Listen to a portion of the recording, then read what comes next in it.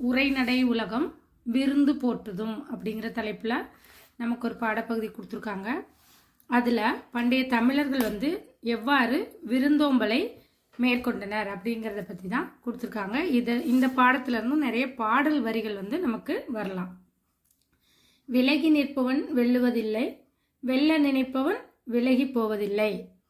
பாருங்க, இந்த பகுதியில் நமக்கு இப்போ நுழையும் முன் அப்படிங்கிற கருத்தை பாருங்க. நுழையும் முன் என்ன கொடுத்துருப்பாங்க அப்படின்னா, நம்ம சின்ன வயசுலேருந்தே நம்மளோட வர பிள்ளைகளுக்கும் சேர்த்து நம்ம அம்மா சாதம் பேசஞ்சு என்ன செய்வாங்க, உருட்டி கொடுப்பாங்க இல்லையா? அந்த மாதிரி ஆரம்பித்தது தான் பண்டைய தமிழர் விருந்தோம்பல். சிறந்த பண்புகளில் ஒன்று பண்டைய தமிழர்களுக்கு விருந்தோம்பல் அப்படின்னு சொல்கிறாங்க. அதை பற்றி தான் இந்த பாடம். பாருங்கள், விருந்தினர் வந்தால் நம்ம எப்படிலாம் வரவேற்கணும், அவங்கள எப்படி உபசரிக்கணும், வழி அனுப்பும்போது எப்படி நம்ம அவங்கள மன மகிழ்ச்சியோடு முகமன் கூறி வழி அனுப்பணும் அப்படிங்கிறதெல்லாம் தான் சொல்லியிருக்காங்க. அதில் சில இலக்கிய செய்திகளும் நமக்கு வந்திருக்கு. பார்ப்போம். சிறு வயதில் மகனுடனோ மகளுடனோ வரும் நண்பர்களுக்கும் சேர்த்து அம்மா தரும் சிற்றுண்டியில் தொடங்குகிறது தமிழரின் விருந்து போற்றுதல் என்ற பண்பு. தமிழர் மரபில் உணவோடு உணர்வையும் குழைத்து செய்த சமையல், உணவு மட்டுமல்ல அன்பு உணர்வையும் சேர்த்து செய்த சமையல் பண்பாட்டை வெளிப்படுத்தும் விருந்தாக திகழ்ந்தது. விருந்தோம்பல் பற்றி தமிழ் இலக்கியங்கள் நிறையவே என்ன செய்து நமக்கு வலியுறுத்தி இருக்கின்றன. இவற்றின் மூலம் விருந்தோம்பல் தமிழரின் தனித்த பண்பாக இருப்பது உணர்த்தப்படுகிறது. விருந்தோம்பல் என்பது தமிழுடைய தனித்த பண்பு, தனிச்சிறந்த பண்புகளில் ஒன்று அப்படின்னு சொல்றாங்க. இப்போ பாருங்க, நம்ம வீட்டுக்கு வரக்கூடிய விருந்தினரை எவ்வாறு நாம உபசரிக்கணும். தம் வீட்டிற்கு வரும் விருந்தினரை முகமலர்ச்சியோடு வரவேற்று என்ன செய்யணும், உண்ண உணவும் இருக்க இடமும் கொடுத்து அன்பு பாராட்டுவது தான் என்னது விருந்தோம்பல். விருந்தோம்பல் அப்படின்னா என்ன, நம்ம வீட்டுக்கு வரக்கூடிய விருந்தினரை முகமலர்ச்சியோடு வரவேற்கணும், அப்புறம் உணவு இருக்க இடம் கொடுத்து அன்பு பாராட்டணும், அதுதான் விருந்தோம்பல். விருந்தினர் என்றால் உறவினர் என்று நம்ம இந்த காலத்தில் கருதுறோம். ஆனால் உறவினர் வேறு, விருந்தினர் வேறு. முன்பின் அறியாத புதியவர்களுக்கு தான் என்னன்னு சொல்கிறோம், விருந்தினர் அப்படின்னு சொல்கிறோம். இதுக்கு தொல்காப்பியர் விருந்தே புதுமை, இது இம்பார்ட்டன்ட், ஒன் வேர்டில் கேட்பாங்க. விருந்தே புதுமை என்று கூறக்கூடியவர் யாரு, தொல்காப்பியர் கூறியிருக்கின்றார். அடுத்தது அற உணர்வும் தமிழருடைய மரபும் அப்படிங்கிற தலைப்பு பாருங்க. அற உணர்வு தமிழருக்கு என்ன மரபு. திருவள்ளுவர் இல்லறவியலில் விருந்தோம்பலை வலியுறுத்த ஒரு அதிகாரத்தையே அமைத்திருக்கிறார். விருந்தோம்பல் அப்படிங்கிற ஒரு அதிகாரம். அதோட இல்லறம் புரிவது விருந்தோம்பல் செய்யும் பொருட்டே அப்படிங்கிறாரு. முகம் வேறுபடாமல் முகமலர்ச்சியோடு விருந்தினரை என்ன செய்யணும், வரவேற்கணும் அப்படின்னு சொல்றாரு. அதான் மோப்பக்குழையும் அணிச்ச முகந்திருந்து நோக்கக்குழையும் விருந்து அப்படிங்கிற குரல்ல சொல்றாரு. இதையும் குறிச்சுக்கோங்க. மோப்பக்குழையும் அணிச்சம் அப்படின்னு விருந்தினரை வரவேற்கும் முறையே யாரு, திருவள்ளுவர் பெருமான் குறிப்பிடுகின்றார் அப்படின்னு. அடுத்தது விருந்தினரை போற்றுதல் இல்லற கடமையாக அந்த காலத்தில் கருதினாங்க. விருந்தினர் வந்தா அவங்கள நாம சரியான முறையில் என்ன செய்யணும், வரவேற்கணும், உபசரிக்கணும் அப்படிங்கிறது இல்லறத்தினுடைய கடமையாக கொள்ளப்பட்டது. கோவலனை பிரிந்த கண்ணகி சிலப்பதிகாரத்தில் இளங்கோவடிகள் சொல்றாரு, கோவலனை பிரிந்து வாழும் கண்ணகி அவனை பிரிந்த துன்பத்தை விட விருந்தினரை போற்ற முடியாத நிலை எண்ணி வருந்துவதாக இளங்கோவடிகள் சிலப்பதிகாரத்தில் குறிப்பிட்டுள்ளார். இதுவும் இம்பார்ட்டன்ட், பார்த்துக்கோங்க. அடுத்தது கல்வியும் செல்வமும் பெற்ற பெண்கள் எது இருக்கணும்னு சொல்றாரு, யாரு, கம்பர். இது இம்பார்ட்டன்ட். இதுலெல்லாம் அந்த பாடல் வரிகள்ல இருந்து கேட்கலாம் வினாக்கள். இன்புக்ல இருந்து கேட்டா, கல்வியும் செல்வமும் பெற்ற பெண்கள் விருந்தும் ஈகையும் செய்வதாக கூறியவர் யார் அப்படின்னா கம்பர். அடுத்தது கலிங்கத்து பரணியில சேங்கொண்டார் என்ன சொல்றாரு, விருந்தினருக்கு உணவிடுவோரின் முகமலர்ச்சியை ஊமையாக்கி கூறுகின்றார். கலிங்கத்து பரணியில சேங்கொண்டார் சொல்றாரு. அடுத்தது தமிழர்களின் சிறந்த பண்புகள் தனித்து உண்ணாமை. தனித்து உண்ண மாட்டாங்க, அமிழ்தமே கிடைத்தாலும் தான் மட்டும் சாப்பிடணும் அப்படின்னு நினைக்க மாட்டாங்க தமிழர்கள் அப்படிங்கிறாங்க. தனித்து உண்ணாமை என்பது தமிழருடைய விருந்தோம்பல் பண்பின் அடிப்படையானது. அமிழ்தமே கிடைத்தாலும் தாமே உண்ணாது பிறருக்கு கொடுப்ப நல்லோர்களாக நம் பழந்தமிழர்கள் விளங்கினர். அத்தகையோரால் தான் இந்த உலகமானது என்னது நிலைத்திருக்கிறது அப்படிங்கிறது தான் புறநானூற்று பாடல் சொல்லுது பாருங்க. உண்டால் அம்மை இவ்வுலகம் இந்திரர் அமிழ்தம் இயைவதாயினும் இனிது என தமியர் உண்டலும் இலரே அப்படின்னு புறநானூற்று பாடல்ல கடலுள் மாய்ந்த இளம் பெருவழுதி என்ற ஆசிரியர் கவிஞர் குறிப்பிடுகிறார். இதுவும் கேட்கலாம். உண்டால் அம்ம இவ்வுலகம் இந்திரர் அமிழ்தம் இயைவதாயினும் இனிதன தமியர் உண்டலும் இலரே, தான் மட்டும் உண்ண மாட்டாங்க அப்படின்னு சொல்றது எது? இதெல்லாம் புறச்செய்தி, அதனால புறநானூறு என்று இந்த பாடலை பாடியவர் யார் அப்படின்னா கடலுள் மாய்ந்த இளம் பெருவழுதி என்ற புலவர் குறிப்பிடுகின்றார். அடுத்தது இது ரொம்ப முக்கியம். 7 அடி நடந்து சென்று வழி அனுப்பினார். வந்து காலில் 7 அடி பின் சென்று பொருணர் ஆற்றுப்படை, ஆற்றுப்படை நூல் 4, அதில் பொருணர் ஆற்றுப்படையில் விருந்தினர் வந்தால் அவங்க வழி அனுப்பல எப்படி போகணும் அப்படிங்கிறத சொல்கிறாங்க. பண்டை தமிழர்கள் வீட்டிற்கு வந்த விருந்தினர் திரும்பி செல்லும் பொழுது அவர்களை பிரிய மனமின்றி என்ன செய்தால் வருந்தினர். மேலும் வழி அனுப்பும் பொழுது என்ன செய்வாங்க? அவர்கள் செல்ல இருக்கின்ற 4 குதிரைகள் பூட்டப்பட்ட தேர் வரை 7 அடி காலால் நடந்து சென்று அவங்க போயிட்டு வரேன்னா உடனே என்ன செய்யக்கூடாது? கதவடைக்காம திருப்பி அவங்கள போய் பயணத்துக்கு வழி அனுப்பிட்டு வருவாங்க அப்படின்னு சொல்றாங்க. அதான் காலில் 7 அடி பின் சென்று அப்படின்னு கூறக்கூடிய நூல் எதுன்னு கேட்கலாம். பொருணர் ஆற்றுப்படை. காலில் 7 அடி பின் சென்று வழி அனுப்புதல் பொருணர் ஆற்றுப்படையில சொல்லப்படுது. அடுத்தது என்ன பண்பு அப்படின்னா அல்லில் ஆயினும் விருந்தோம்பல் அப்படின்னா, அல்லில் அப்படின்னா என்னது? இருட்டு. அதாவது விருந்தோம்பல் என்பது சிறந்த பண்புகளில் ஒன்றாக கருதப்படுவது. நடு இரவு, அள்ளுனா இரவு, இருட்டு, நடு இரவில் விருந்தினர் வந்தாலுமே என்ன செய்யணுமா? ஏன் வந்துட்டாங்கன்னு முகம் சொல்லிக்காம மகிழ்ந்து வரவேற்று உணவிடும் நல்லியல்பு நம் தமிழருக்கு உண்டு. அதனால தான் என்னன்னு சொல்றாங்க? அல்லில்லாயினும் விருந்துவரின் உவக்கும் மகிழ்ச்சி அடையணும் அப்படின்னு சொல்றாங்க. அல்லில் ஆயினும் விருந்துவரின் உவக்கும். இந்த பாடல் இடம்பெற்ற நூல் எது அப்படின்னா நற்றிணை. அல்லில் நற்றிணை.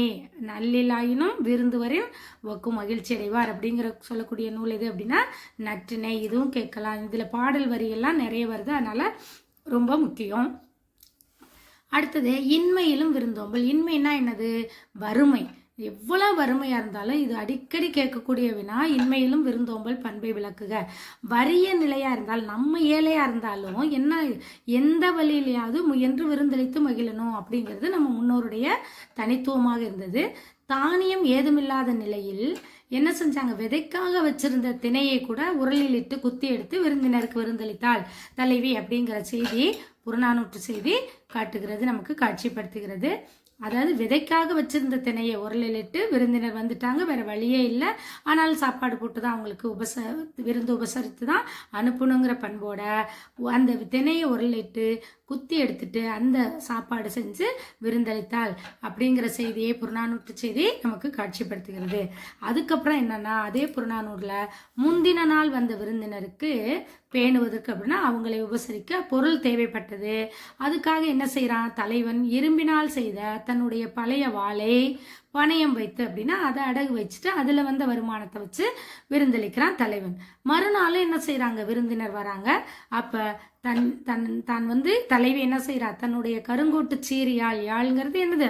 இசைக்கூட்டு கருவி, அதை வச்சுட்டு பணயம் வைத்து விருந்தளித்தாள் என்கிறது புறநானூற்று செய்தி. ஆக விருந்தினர் உபசரிக்க பணமோ பொருளோ தேவையில்லை, அன்பான குணம் இருப்பதை வைத்து பகிர்ந்தளித்தல், இது 2 தான் முக்கியம் அப்படிங்கிறாங்க. அடுத்தது நிலத்திற்கேற்ற விருந்து அப்படின்னு பார்த்தோம்னா, நெய்தல் நிலத்தவர் என்ன செய்தாங்க? பாணர்களை வரவேற்று நெய்தல் மீன், நெய் மீன் எங்க கிடைக்கும்? நெய்தல் நிலம் கடலும் கடல் சார்ந்த இடம் இல்லையா, அங்க மீன் கறியும் உணவு கொடுத்தாங்க அப்படின்னு சொல்லக்கூடிய மீன் கறி உணவு கொடுத்தாங்க அப்படிங்கிறது எந்த ஆற்றுப்படை நூல் சொல்லுது? சிறுபான் ஆற்றுப்படை நூல் சொல்கின்றது. இதுவும் நிலத்திற்கேற்ற விருந்து சிறுபான் ஆற்றுப்படையில் குறிக்கிறது. அடுத்தது விருந்தை எதிர்கொள்ளும் தன்மை எப்படி இருக்கணும்? விருந்தினர் வந்தாங்கன்னா எப்படி அவங்களை வரவேற்கணும், அவங்களை எப்படி நம்ம வரவேற்கணும் அப்படிங்கிறத சொல்றாங்க பாருங்க. இல்லத்தில் பலரும் நுழையும் அளவிற்கு உள்ள பெரிய வாயிலை, பெரிய நிலக்கதவு இருக்கு இல்லையா, அந்த கதவை ராத்திரியில மூடுறதுக்கு முன்னாடி என்ன செய்வாங்களாம்? தலைவி உணவு உண்ண வேண்டியவர்கள் யாராவது இருக்கீங்களா அப்படின்னு கேட்டுட்டு தான் அந்த கதவையே அடைப்பாங்களாம். அந்த அளவுக்கு பலர்புகு வாயில் அடைப்ப கடவுணர் வருவீர் உள்ளீரோ என்று சொல்லக்கூடிய நூல் எதுனா குறுந்தொகை. இதுக்கு ஒரு குழு வச்சுக்கோங்க. பலர்புகு வாயில் குறுந்தொகை பாடல் வரி இது. அடுத்தது உற்றாரோடு நின்ற விருந்து அப்படின்னு சொல்றாங்க. இன்னைக்கு நமக்கு வந்து உறவினர்களுடைய முடிஞ்சு போகுது விருந்தெல்லாம். முன்பின் தெரியாதவங்கெல்லாம் நம்ம என்ன செய்யறதில்ல, அனுமதிக்கிறது இல்லை. சங்க காலத்திலிருந்தே அரசனாயினும் வறியோராயினும் விருந்தினர்களை போற்றினர். ஏழையா இருந்தாலும் சரி, அரசனா இருந்தாலும் சரி, விருந்தினர்களை போற்றிய காலம் சங்க காலம். கால மாற்றத்தினால் இன்னைக்கு என்ன ஆயிடுச்சு அப்படின்னா புதியவர்களாகிய விருந்தினர்களை நம்ம வீட்டுக்குள் அழைத்து உணவிடுவது குறைந்தது. விருந்தளிப்பது குறைந்ததால் என்ன ஆயிடுச்சு, சத்திரங்கள் பெருகின. நாயக்கர் மராட்டியர் ஆட்சி காலங்களில் மிகுதியான சத்திரங்கள் வழிச்செல்வோருக்காக கட்டப்பட்டது. நம்ம வீடுகள்லயே கிராமங்கள்ல எல்லாம் அந்த காலத்தில் திண்ணை வச்சு வீடு கட்டியிருந்தாங்க வழிப்போக்கர்கள் தங்குவதற்காக. இப்பெல்லாம் அதெல்லாம் கிடையாது இல்லைங்களா. அடுத்தது புதியவர்களான விருந்தினர்களை ஏற்பது இன்னைக்கு என்ன செஞ்சிச்சு, குறைந்து விட்ட காலத்தில் ஓரளவு தெரிந்தவர்களை மட்டுமே நம்ம என்ன செய்யறோம், விருந்தினராக ஏற்றுக்கொள்கிறோம். படிப்படியாக உற்றார் உறவினர்கள் நண்பர்கள் ஆகியோரையே நாம் என்ன செய்யறோம், விருந்தினர்களாக போற்றும் நிலைக்கு இன்று மாறிவிட்டோம். விருந்தோம்பல் அப்படிங்கிற பண்பு இன்னைக்கு எப்படி இருக்கு இன்றைக்கு அப்படிங்கிறத பாருங்க. திருவிழா காலங்களிலும் ஊருக்கு வரும் புதியவர்களையும் அழைத்து அன்போடு விருந்தளிப்பதை சில இடங்களில் இன்னைக்கும் நம்மளால பார்க்க முடியுது. திருமணத்தை உறுதி செய்தல், திருமணம், வளைகாப்பு, பிறந்தநாள், புதுமனை புகு விழா போன்றவற்றையெல்லாம் என்ன செய்யறோம், இல்ல விழாக்களாகவே கொண்டாடினர். இப்போது என்ன செய்யறோம், மிகுதியான அப்போ விருந்தினர்கள் எல்லாம் வரவேற்று உணவளித்து மகிழ்ந்தனர். காலப்போக்கில் என்ன ஆயிடுச்சு, வீட்டில் நடைபெறக்கூடிய எல்லா விழாக்களுமே திருமண கூடங்களுக்கு இடம்பெயர்த்து விட்டன. இன்று சில இடங்களில் விருந்தினர்களை வரவேற்பது முதல் பந்தியில உபசரித்து வழி அனுப்புவது வரை என்ன ஆயிடுச்சு, திருமண எல்லாம் கான்ட்ராக்ட்ல விட்டுறோம். திருமண ஏற்பாட்டாளர்களே செய்யும் பண்பாட்டிற்கு மாற்றத்தை காண முடிகிறது. பண்டைய தமிழர் இல்லங்களிலும் உள்ளங்களிலும் விருந்தோம்பல் பண்பானது எவ்வாறு இருந்தது, செழித்திருந்தது. இல்லங்களிலும் இருந்தது, உள்ளங்களிலும் இருந்தது. அந்த உயரிய தமிழ் பண்பாடுதான் இன்னைக்கும் என்ன ஆயிருது, தமிழர்களால் பின்பற்றப்பட்டு வருகின்றது. காலந்தோறும் தமிழர்களின் அடையாளமாக விளங்கும் உயர்ந்த பண்பான விருந்தோம்பலை நாம் என்ன செய்வோம், போற்றி பெருமிதம் கொள்வோமாக. இதுல வாழை இலை விருந்து, தமிழரும் வாழை இலை விருந்துக்கு மிகச்சிறந்த பண்பாளர்களாக வாழை இலை விருந்து அறிமுகப்படுத்தியவர்களை தமிழர்கள் அப்படின்னு சொல்றாங்க. இதுவும் வாழை இலை விருந்து பற்றி, தமிழரின் வாழை இலை விருந்து பற்றி கூறுக அப்படின்னு ஒரு கொஸ்டின் கேட்பாங்க. தமிழர் பண்பாட்டில் வாழை இலைக்கு தனித்த இடம் உண்டு.